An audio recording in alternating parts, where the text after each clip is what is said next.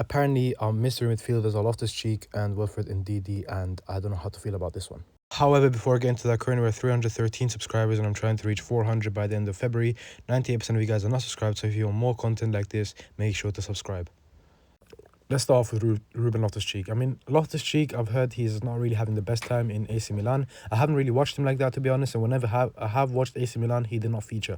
But the fact that they are considering to loan him out until the end of the season tells me all I need to know. Unless this is another Kobbie Mainoo situation where, you know, we have Amorim who's trying to offload Kobbie Mainoo, etc. Kobbie Mainoo trying to leave for on loan. Unless it's that type of situation, that's all I need to know. Okay, because at Chelsea, when he first broke through and when he played for Fulham, he was very good. He was very talented. But that injury in the Europa League, I think it was the Europa League actually, before Frankfurt game, that injury ruined him. And I remember him in his last season. He looked like a shadow of his former self. He looked very sluggish. He looked very slow on the ball. He looked very slow to make decisions. And to be honest with you, I'm not excited by this in any capacity. Because you have to remember, at the end of the day, we were promised a mystery midfielder who's played in the Premier League. And I guess, look, it's true. It's right. I mean, him and Wilfred Ndidi, they did play in the Premier League. I'm hearing mystery midfield. I'm hearing, you know what? It must be someone exciting if they're trying to cover it up. It must be maybe a big name like a Paul Pogba. But obviously, Paul Pogba, he's injured right now and he hasn't played in like 2 years. So you think, okay, it's either a big name or it's someone who can make, you know, a massive impact. Maybe a Ruben Neves, something like that. But look, instead, we're getting Loftus-Cheek shouts and Wilfred Ndidi shouts. I don't really understand it, to be honest with you. Loftus-Cheek, I don't think he would actually help us in any way, shape or form either. I think the only thing he would actually do is maybe put Ugarte lower in the pecking order. But he's not better than Casemiro. He's not better than Kobbie Mainoo. So he's most likely going to be rotting on the bench himself as well. And to be honest with you, what even is the point of signing him then? Because he's not better than either one of our midfielders. And what do we need more squad depth for? We have no European football.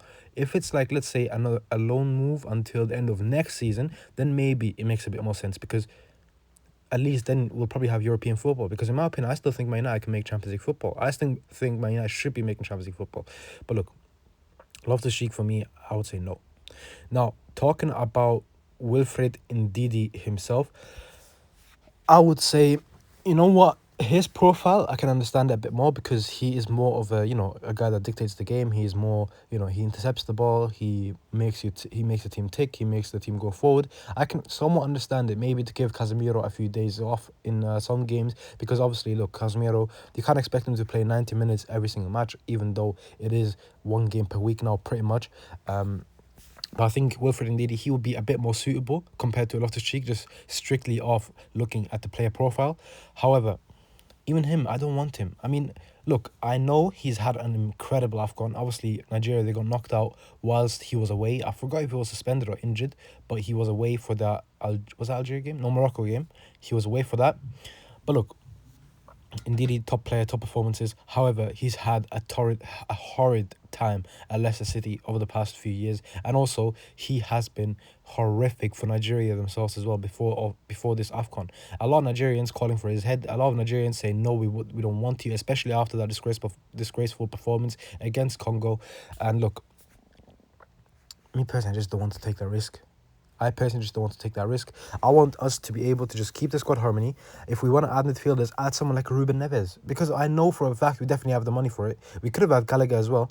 Either of those two. I mean, maybe not Gallagher now that I think of it. But Ruben Neves, someone like that. We should be able to attain someone like that. Bring him in instead.